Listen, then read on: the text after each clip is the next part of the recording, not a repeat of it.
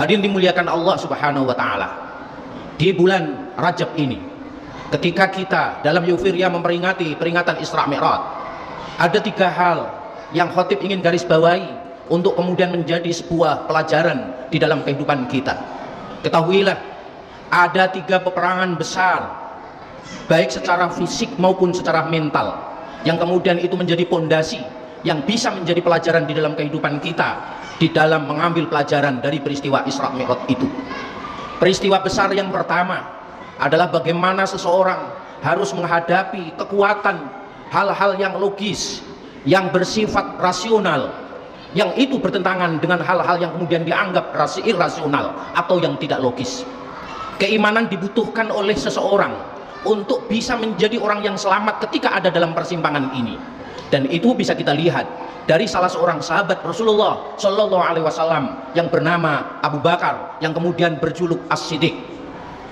Pada saat itu banyak orang yang tadinya beragama Islam mengikuti Rasulullah, tapi kemudian ketika Rasulullah mengikrarkan peristiwa Isra Mi'raj, menganggap bahwa Rasulullah telah melakukan sesuatu yang irasional dan itu dianggap sebagai sebuah kebohongan. Bahkan sebagian mengatakan bahwa sebetulnya Muhammad Rasulullah bukan seorang Rasul, tetapi orang gila yang berhalusinasi.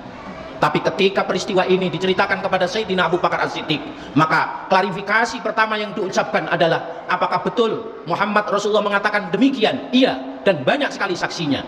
Dengan sangat mantap Sayyidina Abu Bakar kemudian mengatakan, kalau memang Muhammad Rasulullah mengatakan demikian, maka saya membenarkan dan saya percaya.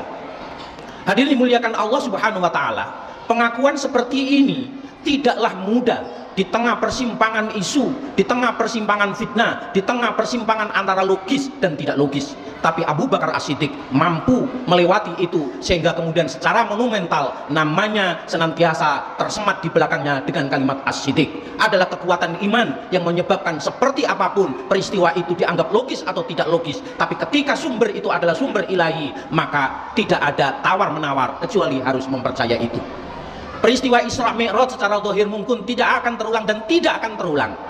Tapi pertarungan-pertarungan batiniah seperti itu sering kita hadapi di dalam kehidupan sehari-hari. Setiap hari logika kita ini dicekoki dengan ketika sakit kita berobat. Bahkan merek-merek obat tertentu, dokter-dokter tertentu yang kemudian menyebabkan kita ini meyakini bahwa kita ini tidak sembuh kecuali minum obat ini. Jatuh kita kepada sebuah kerusakan keimanan karena kita melupakan bahwa yang memberikan obat itu Allah Subhanahu wa taala. Peristiwa kedua adalah bagaimana pada saat itu Rasulullah dan sahabat kemudian dihadapkan dari sebuah peristiwa yang kemudian menyebabkan orang-orang mulai berpikir logis dan tidak logis lagi, yaitu ketika di bulan Ramadan, tepatnya di tanggal 12 bulan Ramadan, umat Islam diperintahkan untuk berperang dalam jumlah yang masih sangat kecil, karena saat itu umat Islam hanya 313 orang, sementara orang-orang kafir saat itu 1000. Di dalam peperangan itu, lagi-lagi keimanan kita diuji, keimanan sahabat diuji. Bahkan sebagian dari umat Islam ada yang kemudian merasa ngeri dan takut, sehingga kemudian mereka berbalik berpihak kepada orang-orang kafir, yang mereka ini kemudian sebut sebagai orang-orang munafik.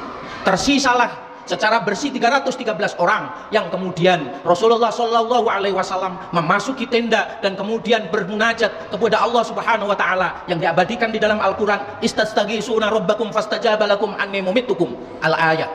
Rasulullah kemudian menangis, ya Allah, kaum kami hanya sekian orang, maka aku mohon engkau beri pertolongan, sebab kalau engkau tidak menolongku, maka siapa lagi yang akan menyembah engkau, sebab kami yang tersisa adalah hanya beberapa orang ini. Maka kemudian Allah menurunkan ribuan malaikat. Lagi-lagi peristiwa ini bagi orang-orang yang otaknya telah tercuci dengan rasionalitas tidak akan mempercayai peristiwa itu. Hadirin dimuliakan Allah Subhanahu wa taala, ada hal ketiga yang kemudian harus dihadapi ketika Rasulullah pasca peperangan itu kemudian mengatakan, roja'na min jihadi shiqaq, kita ini telah pulang dari peperangan kecil, kemudian kita akan menghadapi sebuah peperangan besar. Sahabat kemudian bertanya, sedemikian ngerinya wahai Rasulullah, kami 313 orang harus melawan 1000 orang, engkau masih menyebut ini peperangan kecil. Apa peperangan besar yang kemudian akan kami hadapi? Kita akan menghadapi perang melawan hawa nafsu kita. Peperangan ketiga ini adalah peperangan yang kemudian kita diberikan senjata amunisi yang nanti kita akan laksanakan di bulan Ramadan. Tapi ketahuilah, gara-gara nafsu dan hawa nafsu, orang kadang kehilangan logika berpikir yang tadi telah didewa-dewakan pada 2 peristiwa sebelumnya. Orang ketika sudah dikendalikan oleh hawa nafsunya, tidak lagi berpikir benar dan salah, tapi demi mendapatkan hawa nafsu apa yang diinginkan oleh hawa nafsunya, kadang-kadang jangankan logika, Tuhan pun dilawan. Banyak orang yang ingin mendapatkan jabatan dengan menyuap. Banyak orang yang ingin mendapatkan kedudukan dengan melacurkan diri supaya mendapatkan kedudukan itu. Sesungguhnya dia tidak sedang menang ketika dia mendapatkan jabatan, tapi dia telah kalah di dalam mendapatkan jabatan itu karena dia lebih memperdulikan hawa nafsunya daripada kebenaran. Maka ketika kita diajarkan oleh ulama-ulama kita, misalkan di antara khutbah pertama dan khutbah kedua duduknya imam, kita ini kemudian diajarkan untuk membaca Ahmad Rasulullah, Muhammad Rasulullah. Itu adalah bukan sebuah teks yang bersih, tapi di situ sebetulnya kita ini sedang diajarkan bagaimanapun tidak rasionalnya agama kita yang menurut orang-orang berpikir jelek, kita harus tetap mengimani bahwa Ahmad atau Muhammad itu adalah Rasulullah atau utusan Allah.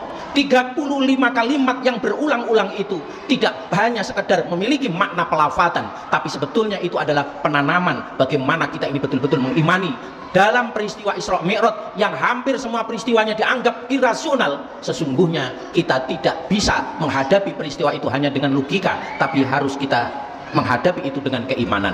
Ketika kita mampu, maka kita akan menjadi Abu Bakar di era akhir zaman ini. Mudah-mudahan Allah membimbing kita semuanya sehingga iman kita tetap benar, pengabdian kita, logika kita tetap benar kepada Allah, dan hawa nafsu kita tetap terkendalikan oleh ajaran agama kita.